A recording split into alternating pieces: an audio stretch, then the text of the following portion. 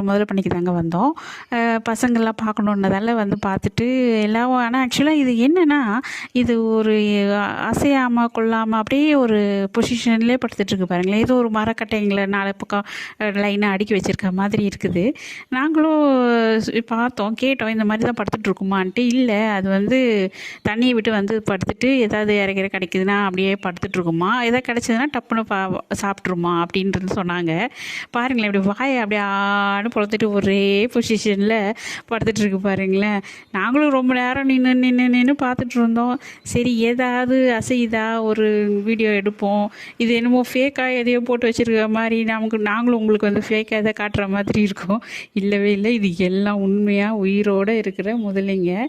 அப்படி இருந்தும் பார்த்தோம், ஏதாவது ஒரே ஒரு முதலை மட்டும் அசைஞ்சது. இதோ பாருங்களேன், அசையுது பாருங்கள் அங்கே. இதே தாங்க. இதுக்கப்புறம் தான் எங்களுக்கு ஒரு நிம்மதி வந்தது. அதுக்கப்புறம்